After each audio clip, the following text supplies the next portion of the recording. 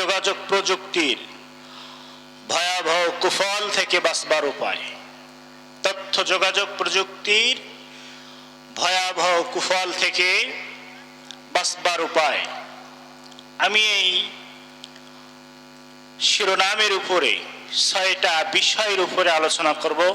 আমা তৌফিকি ইল্লা বিল্লাহ। আমরা আজ তথ্য যোগাযোগ প্রযুক্তি হাতে পেয়ে আমাদের যুব সমাজ ধ্বংসের দিকে ধাপিত হচ্ছে। ছোট ছোট বাচ্চারা ক্লাস 7 কিংবা 8-এ পড়ে, এরা মোবাইলকে হাতে পেয়ে বিভিন্ন সম্পর্কে লিপ্ত হচ্ছে। এভাবেই আমরা আমাদের ছেলে মেয়েদেরকে ধ্বংসের দিকে ধাপিত করছি। কথা বলেন ঠিক না বেঠি? যেখানেই দেখবেন এই যে মোবাইল, এটি একটি এলিমেন্টস, তথ্য যোগাযোগ প্রযুক্তির একটি কি এলিমেন্টস, উপাদান। এই মোবাইলটাকে যদি আপনারা ভালো কাজে ব্যবহার করেন আর যদি আপনি খারাপ কাজে ব্যবহার করেন চলবে, কিন্তু মোবাইলের দোষ না। কিসের দোষ না? মোবাইলের দোষ না, যে ব্যক্তি চালাচ্ছে সে ব্যক্তির দোষ। কথা বলেন ঠিক না বেঠিক? একই ক্যামেরা দিয়ে ওয়াজ মাহফিল ভিডিও করা হয়, একই ক্যামেরা দিয়ে ছবি, নাটক, হাবিজাবি গান, ডিজে ঝাঁকানাকা ভিডিও করা হয়। বুঝে থাকলে বলুন তো, ক্যামেরার দোষ নাকি ক্যামেরা যে চালায় তার দোষ? একই মাইক দিয়ে গান বাজনা হয়, একই মাইক দিয়ে কোরআনের আলোচনা হয়। এখন বুঝে থাকলে বলুন, যে মাইক পরিচালনা যিনি করে তার দোষ না মাইকের দোষ? মাইকের দোষ। তো আজকে আমরা তথ্য যোগাযোগ প্রযুক্তির এই যুগে এটি সবচেয়ে বড় নিয়ামত, এটি সবচেয়ে বড় নিয়ামত। এই তথ্য প্রযুক্তির এই উপাদানগুলোকে ইসলামের কাজে, দাওয়াতি কাজে ব্যবহার করতে হবে, দাওয়াতি কাজে ব্যবহার করতে হবে। আল্লাহ রাব্বুল আলামিন পবিত্র সূরা রহমানে একটি কথা বারবার বলে দিচ্ছেন, বলতেছেন জাতিকে উদ্দেশ্য করে, ফাবিআইয়ি আলাই রাব্বিকুমা তুকাযযিবান। সম্মানিত দিনী ভাইরা আমার, যদিও কোরআনুল কারীম ১৫০০ বছর আগে নাজিল হয়েছে, কিন্তু কোরআনুল কারীমের ব্যাখ্যা হবে প্রত্যেকটি যুগের চাহিদার আলোকে। কোরআনুল কারীমের ব্যাখ্যা হবে প্রত্যেকটি যুগের চাহিদার আলোকে। তাহলে বুঝে গেল যে আল্লাহ রাব্বুল আলামিন এই যা কিছু দিয়েছেন, সামান্য কিঞ্চিত পরিমাণ মানুষের মাথায় মেধা দিয়েছেন কে? আল্লাহ রাব্বুল আলামিন। আল্লাহ সেই কথাটাই পবিত্র কোরআনুল কারীমের তুলে ধরতেছেন। ওমা উতিতুম মিন ইলমিহি ইল্লা কলিলা। আমি মানুষকে খুবই সামান্য জ্ঞান দিয়েছি। এই জ্ঞান পাওয়ার পরে মানুষ বিভিন্ন জিনিস তৈরি করতেছে, বিমান তৈরি করতেছে, রকেট তৈরি করতেছে, বিভিন্ন যান্ত্রিক তৈরি করতেছে। ভাইরা আমার, এই তথ্য যোগাযোগ প্রযুক্তির যে উপাদানগুলো আছে, এই উপাদানগুলো ইসলামের পক্ষে দায়িত্বভাবে এবং দাওয়াতি কাজ করতে হবে। কথা বলেন ঠিক না বেঠিক? আল্লাহ রাব্বুল আলামিন সুন্দর করে জানাই দিলেন, আমি মানুষকে শুধুমাত্র তুচ্ছ একটু জ্ঞান দিলাম। এই জ্ঞান পাওয়ার পরে মানুষ যদি এত কিছু বানাইতে পারে, সে আল্লাহর কাছে আরো কত জ্ঞান আছে চিন্তা করে দেখেন। তাহলে তথ্য যোগাযোগ প্রযুক্তি এসে আমাদের যুব সমাজটাকে ধ্বংস করে দিচ্ছে। মোড়ে মোড়ে পাবজি, ফ্রি ফায়ার, একলা ঘরে বসে বাড়িতে লাগাই রেখেছেন ওয়াইফাই, মোবাইলের সঙ্গে ওয়াইফাই কানেক্ট করে দিয়ে বাবা মা অন্য ঘরে ঘুমায়, আর যুবকেরা পর্নোগ্রাফিতে আসক্ত, আছে না নাই? এজন্যই তো এখন 30-40 বছর বয়সেই মানুষ মৃত্যুবরণ করে, কারণ তাদের যৌবনটাকে ক্ষয় লয় করে ফেলতেছি এই পর্নোগ্রাফিতে আসক্ত যারা।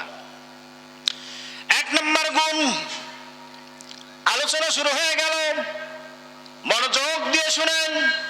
তথ্য যোগাযোগ প্রযুক্তির ভয়াবহ কুফল থেকে বাঁচবার উপায় 1 নম্বর কারণ হলো আপনার আমার মধ্যে তাকওয়া অর্জন করতে হবে। কি অর্জন করতে হবে? আপনার আমার ভিতরে তাকওয়া ডেভেলপ করতে হবে মুসলমান। সুনানে বাইহাকির ভিতরে হাদিস বর্ণিত আছেন, হযরত আব্দুল্লাহ ইবনে ওমর রাদিয়াল্লাহু তাআলা আনহু কোন একদিন সফরে বাইর হলেন। এমন তো অবস্থায় তার সঙ্গী সাথীদেরকে নিয়ে সফরে বাইরে হলেন। হওয়ার পরে প্রতিমধ্যে দুপুরের খাবারের সময় হয়ে গেল। এমন তো অবস্থায় সম্মানিত ভাইয়েরা মনোযোগ দিয়ে শোনেন, দুপুরের খাবারের সময় হয়ে গেল। হযরত আব্দুল্লাহ ইবনে ওমর রাদিয়াল্লাহু তাআলা আনহু তার সঙ্গী সাথীদেরকে বললেন, ও আমার সঙ্গী সাথীরা, দুপুরের খাবারের সময় হয়েছে, তোমরা খাবারের ব্যবস্থা করো, দস্তরখানা বিছাও। সঙ্গে সঙ্গে দিন ভাইরা আমার তার সফর সঙ্গী সাথীগণ দস্তরখানা বিছালেন, খানা ইতিমধ্যেই তৈরি হয়ে গেল। এমন অবস্থায় খানা মুখে দিবেন, হযরত আব্দুল্লাহ ইবনে ওমর রাদিয়াল্লাহু তাআলা আনহু খেয়াল করলেন পাশ দিয়ে একজন রাখাল চলে যাচ্ছেন। ভাইরা আমার, হযরত আব্দুল্লাহ ইবনে ওমর রাদিয়াল্লাহু তাআলা আনহু মনে মনে চিন্তা করলেন, পাশ দিয়ে যখন রাখাল চলে যায়, রাখালকে সালাম দিলেন, আসসালামু আলাইকুম ওয়া রাহমাতুল্লাহ। একজন মুসলমান অপর মুসলমানের সঙ্গে দেখা হলে আমরা প্রথমেই কি বলবো? কথা বলেন। প্রথমে সালাম দিব। হযরত আব্দুল্লাহ ইবনে ওমর রাদিয়াল্লাহু তাআলা আনহু সালাম দিলেন, আসসালামু আলাইকুম। ইয়া রাখাল ভাই, প্রতিমধ্যে আমরা সফরকারী মানুষ, আমাদের দুপুরের খাবার সময় হয়েছে, আপনি তো রাখাল মানুষ, আমাদের সঙ্গে আপনার দাওয়াত থাকলো, আমাদের সঙ্গে খাবার গ্রহণ করেন, খাবারে বসে যান। রাখাল তখন বললেন, ইয়া মুসাফির ভাই, খাবারের কথা আপনি বলেছেন, আমি খুবই আনন্দিত হয়েছি, আমার ভিতরে আমার অন্তরে খুবই আনন্দিত আমি হয়েছি। সুতরাং আমি তো রোজা রেখেছি, আমি আপনাদের সঙ্গে চাইলেই খেতে পারবো না। হযরত ওমর রাদিয়াল্লাহু তাআলা, হযরত আব্দুল্লাহ ইবনে ওমর রাদিয়াল্লাহু তাআলা আনহু ভাবলেন, এটা তো কোনো রমজান মাস নয়, আর তুমি তো চাইলেই এই রুক্ষ মরুভূমিতে যে তাপ, মাটির তাপ, বালুর তাপ, আসমানের তাপ, সুতরাং তুমি চাইলেই তুমি তোমার নফল রোজা ভেঙ্গে ফেলতে পারো, তুমি চাইলেই তোমার নফল রোজা ভেঙ্গে ফেলতে পারো, কোনো অসুবিধা হবে না। তুমি চাইলেই, তুমি তো ভালো মন্দ খাবার পাইতে পারো না, তুমি তো ভালো মন্দ খাবার খাইতে পারো না, তুমি তো রাখাল মানুষ, আমি বলছি তুমি আমাদের সঙ্গে খাবার খাও। হযরত আব্দুল্লাহ ইবনে ওমর রাদিয়াল্লাহু তাআলা আনহুর কথার জবাবে রাখাল বলছেন, আইনা আল্লাহ, ও মুসাফির ভাই, আপনি খাবারের কথা বলছেন, আমি আনন্দিত হয়েছি, আপনাকে ধন্যবাদ জানাই, অভিনন্দন জ্ঞাপন করি। আমি তো ওই 0 দিনের জন্য আমল করে যাচ্ছি, যেদিন আমল ছাড়া আপনার আমার কোনো কিছুই কাজে লাগবে না। কথা বলেন ঠিক না বেঠিক?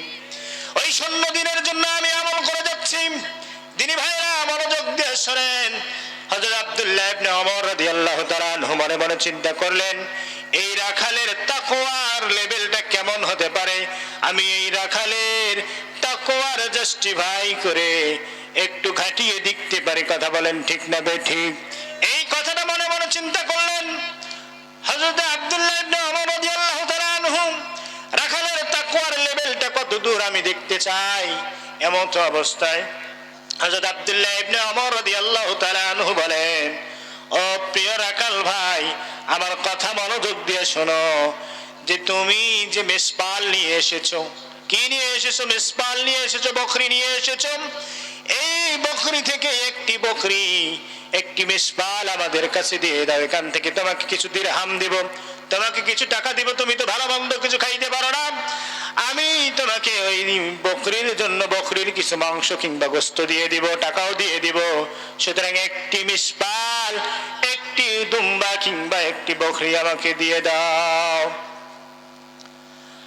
রাখাল হযরত আব্দুল্লাহ ইবনে ওমর রাদিয়াল্লাহু তাআলা আনহুকে বললেন, আমি কিছুক্ষণ আগে আপনাকে বলেছি ভাই, যে আমি একজন রাখাল মানুষ, আমার একজন মালিক আছে, আমি বকরি চড়াইতে এসেছি, এগুলো তো আমার নয়, আমার একজন মালিকের। কথা বলেন ঠিক না বেঠিক?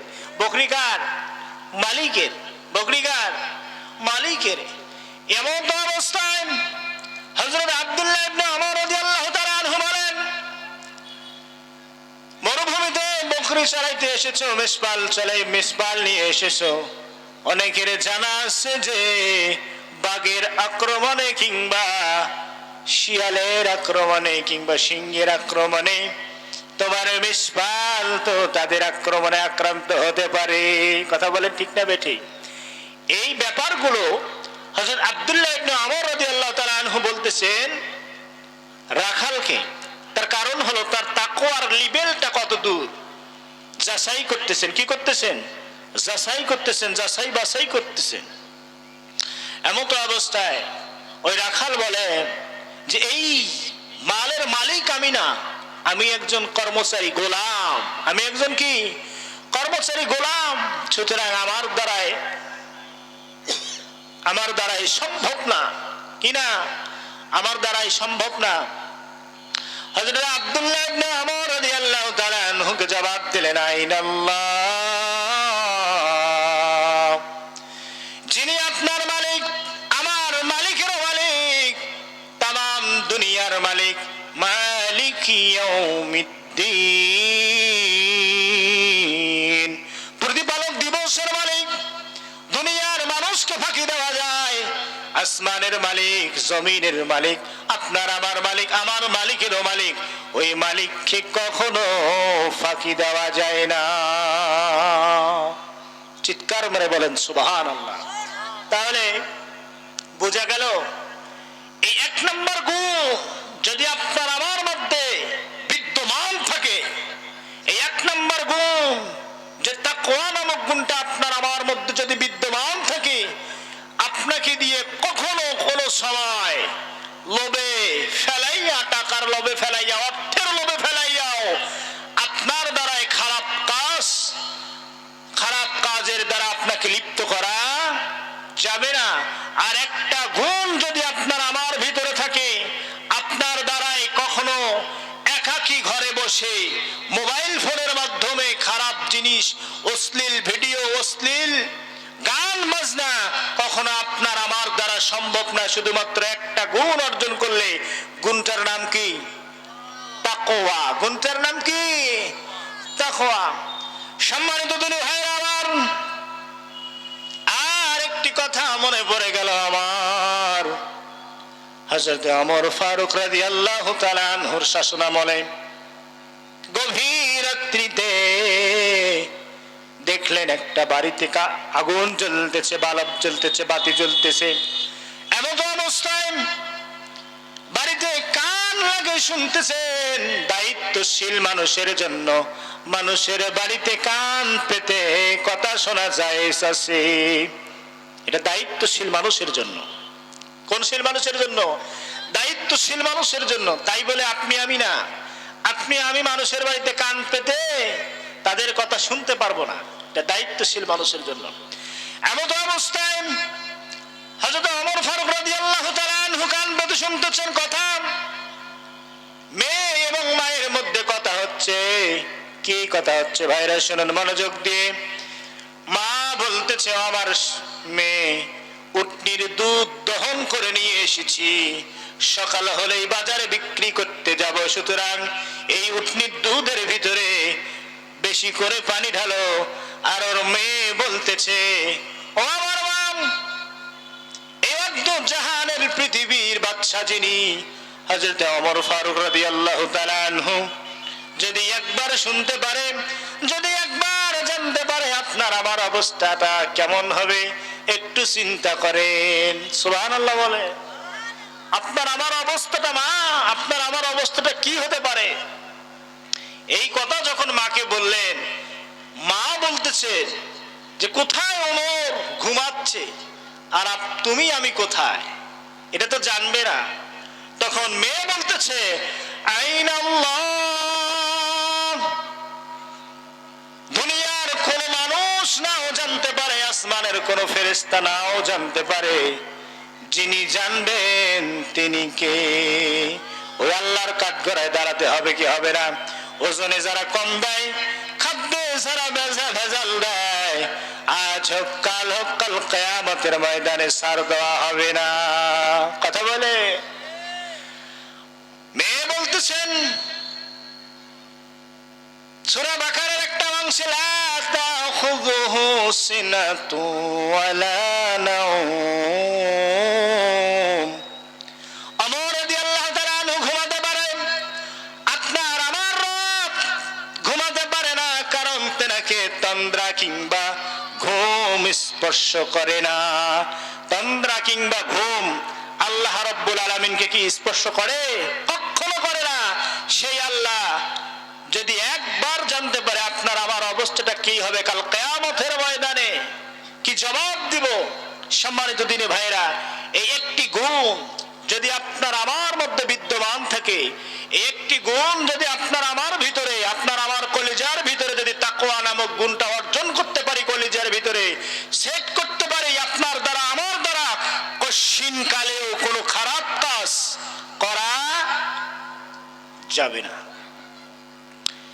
আল্লাহ রাব্বুল আলামিন পবিত্র কোরআনুল কারীমের ভিতরে চমৎকার করে বললেন, ইন্নাল্লাহা কানা সামিআম বাসীরা।